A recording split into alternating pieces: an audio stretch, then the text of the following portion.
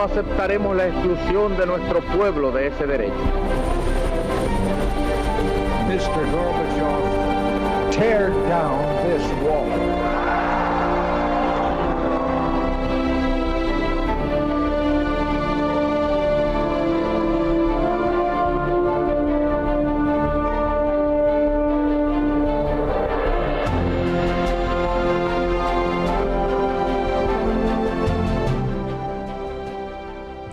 Buenas noches, señoras, caballeros, bienvenidos a Tiempos Modernos. Usted no se acordará, porque es muy joven, pero muchos españoles guardan memoria propia o de sus padres de una auténtica catástrofe que sacudió la opinión pública española, que tuvo una enorme repercusión política, que fue el desastre de Anual. Probablemente la derrota más bochornosa de las tropas españolas y la victoria más inesperada de las cabilas rifeñas en la guerra de Marruecos.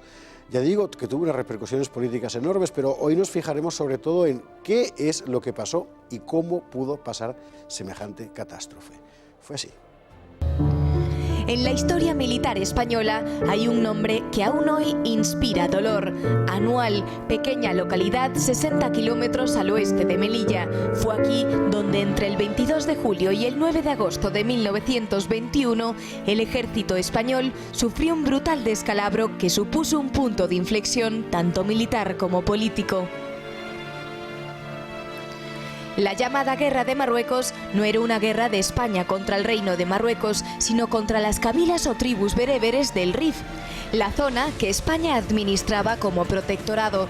Los rifeños no aceptaban ni la soberanía del sultán marroquí ni la hegemonía española. En general, la política española consistió en comprar la sumisión de las cabilas, pero el procedimiento no siempre era fiable. A finales de la década de 1910, un fuerte sentimiento nacionalista unió las tradicionalmente enfrentadas cabilas bereberes. Su líder se llamaba Abdelkrim y era un exfuncionario colonial formado en la Universidad de Salamanca. Lo que ocurrió en torno al campamento de Anual merece figurar en una antología de grandes errores militares. El comandante militar de la zona, el general Silvestre, guiado por informaciones falsas, creyó haber comprado la voluntad de una de las cabilas y ordenó un despliegue general desde Melilla hacia el oeste.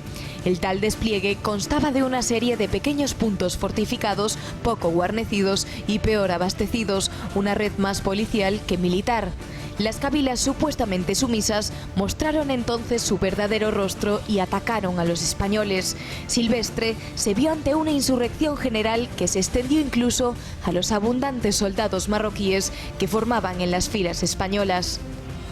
Los supervivientes se refugiaron en el campamento de Anual, pero enseguida los rifeños, en ingente número, cercaron el sitio. Silvestre vaciló y el resultado fue el peor posible, una retirada caótica que dejó a los fugitivos a merced de las balas rifeñas. Algunas unidades, como el regimiento Alcántara, lograron proteger la retirada, pero a costa de un sacrificio inmenso. Una parte importante de la tropa fugitiva se hizo fuerte en Monte Arruit, pero desasistida terminó rindiéndose. Pactaron los términos con el enemigo y entregaron las armas a cambio de sus vidas. Sin embargo, los rifeños no respetaron el pacto, entraron a degüello y ejecutaron una carnicería. En conjunto, en el desastre de Anual, perecerán más de 8.000 españoles, muchos de ellos asesinados a sangre fría una vez cautivos. Un auténtico horror, Luis Togores. Bueno, no tú, evidentemente, sino lo que ocurrió en Anual. Muy buenas noches, bienvenido de nuevo a Tiempos Modernos. Un auténtico espanto, y lo peor de todo es que cuando reconstruyes los acontecimientos era perfectamente evitable. Sí, yo creo que hay una planificación, un exceso de confianza, como ha dicho el documental de Silvestre, y una mala planificación. Si pensamos que entre Melilla y Anual había 130 kilómetros, que casi se puede correr en un día corriendo, casi se puede ir, quiere decir que todo ese camino realmente no había ido avanzando, pero habían ido haciendo ni carreteras, ni habían creado muchos puestos, pero en realidad no era un camino verdaderamente transitable. Claro, el exceso de confianza, cuando los rifeños se crecen con Abdelkrim, pues además la moral del ejército español se viene abajo porque no se lo esperaban, y se van concatenando las tragedias una de otra hasta, bueno, prácticamente hasta que está a punto de caer Melilla. Estamos hablando de varias cosas a la vez. Uno, El control sobre el territorio se efectúa por el viejo procedimiento de pactar aquí y allá, generalmente untando al jefe de tribu local, las cabilas como se llamaban. Pero poco. Porque tú sabes que los rifeños decían, los ingleses pagan, los franceses pegan, los españoles ni pegan ni pagan. Ah, mira, no sabía eso. Entonces se pagaba, pero ¿Se pagaba bueno, poco? porque Bien. claro, donde hay poco, donde se tiene unas arcas con poco dinero, se puede pagar poco.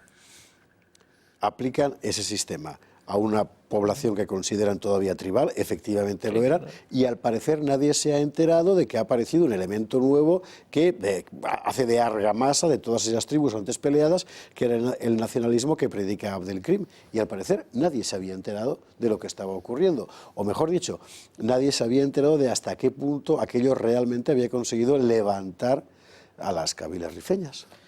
Pero yo creo que en el 21 todavía el nacionalismo rifeño no ha eclosionado. Es decir, Abdelkrim sí lo hay, porque es un hombre que ha estudiado en Europa, él y sus hermanos, además ha sido, sabes, que periodista en el Telegrama del Rif, y él sí, y su jarca, es decir, los Benu Reagel tampoco lo tienen claro.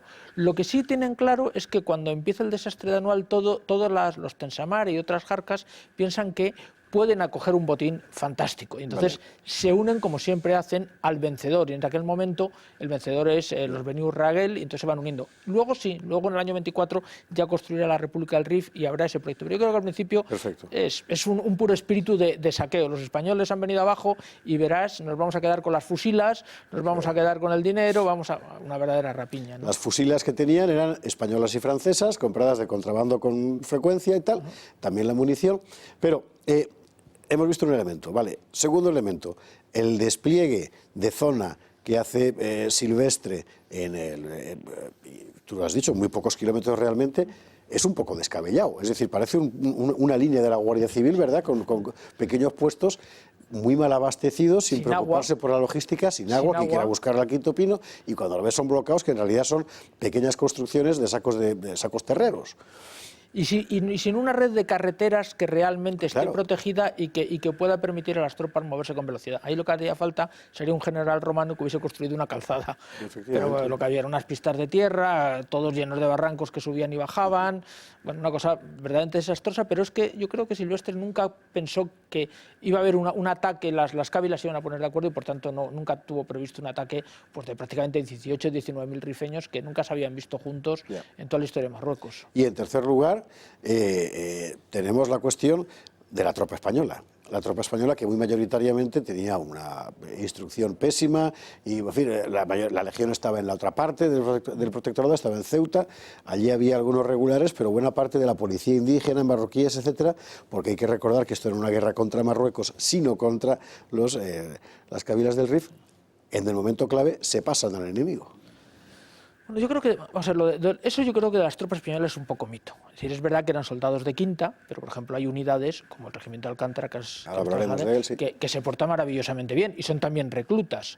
Lo que pasa que es verdad que esos soldados que son reclutas, cuando pierden los mandos y cuando pierden, digamos, la disciplina de la organización y se ven, digamos, pues agobiados, pues funcionan mucho peor que soldados profesionales y sobre todo en la operación que tú sabes más complicada de cualquier operación militar, que es una retirada. Es una retirada, efectivamente. Avanzar parece una tontería, pero es muy fácil, pero retirarse es donde realmente un genio militar demuestra su capacidad y en esa retirada es donde realmente todo eso se viene abajo. Se vino abajo todo el frente a la vez. Cuando ves el mapa es una cosa realmente alucinante. O sea, nadie parecía capaz de resistir y algunos consiguen refugiarse en el fuerte de Monterruit.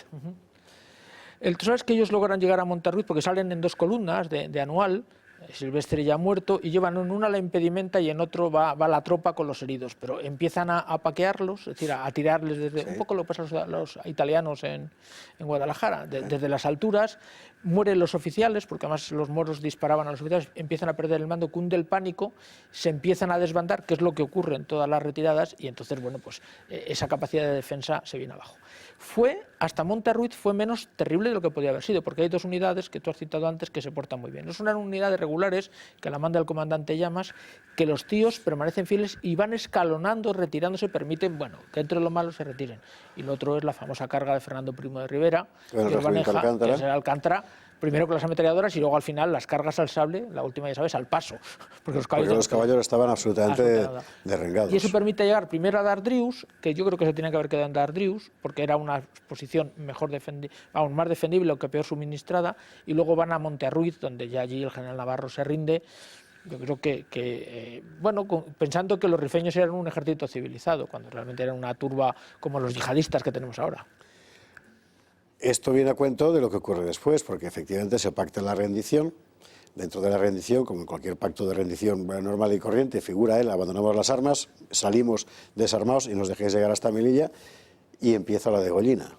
Sí, pero degollina terrible, porque sabes, cuando la Legión recupera Monterruiz, encuentra los cadáveres al sol porque no les han enterrado, con los testículos cortados y metidos en la boca, a la gente vivos que les habían prendido hogueras en el estómago, y eso fue, digamos, un revulsivo para las tropas españolas, porque aquello había sido terrible. Igual habían hecho en Nador y los españoles no dieron cuartel. Durante la primera parte de la campaña, digamos, de recuperación de salvar Melilla, la Legión y los regulares no daban cuartel, porque lo que habían visto en Monterruiz era verdaderamente un catálogo de horrores certificado, vamos.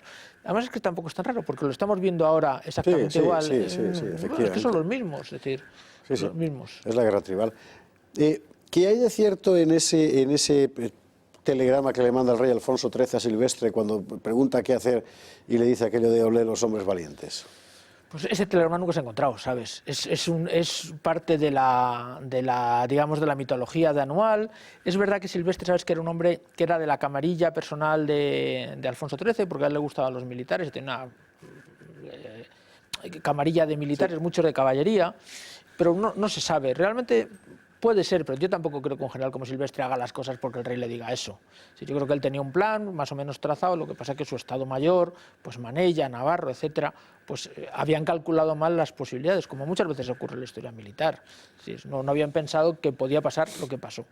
La cosa termina con los últimos supervivientes llegando a Melilla, la población melillense absolutamente aterrorizada, y alguien tiene la buena idea de movilizar a toda prisa fuerzas desde el oeste del protectorado para llegar al socorro de Melilla, la Legión entre ellas. Que es cuando realmente la Legión, ya sabes, que es cuando empieza a tener verdadero peso en la historia de España. Cuando desembarca la Legión en Melilla, Millán Astray desde el barco echa una primera arenga que sube la moral de los melillenses, que estaban aterrorizados, porque claro, estaban viendo a los moros prácticamente al lado. Y además, cuando desfilan los legionarios por Melilla, la gente decía, porque eso se sabe, dice, mira, fíjate qué sucios y qué barbudos vienen, huelen a guerra, estos nos van a salvar. Y de hecho es lo que ocurrió, vamos, no solamente la Legión, sino los regulares, etcétera. Un auténtico trauma nacional, que además dio lugar después a un episodio político, en fin, de larga investigación, y el expediente Picasso, y de todas esas cosas hablaremos en otro momento, porque de Marruecos hemos de hablar más. Hemos de hablar también de las victorias, por supuesto, que las hubo en la guerra, en la guerra de Marruecos, y además, en fin, batallas importantes, y de Alucemas, y de las consecuencias políticas, y de muchísimas cosas, pero eso tendrá que ser en otros programas de Tiempos Modernos. Hoy queríamos recordar lo que pasó entonces en Anual, que fue sencillamente terrible. Luis Togores, muchísimas gracias por estar con nosotros una noche más aquí en Tiempos Modernos. Y a ustedes, como siempre, les espero mañana aquí en este programa. Gracias por estar ahí.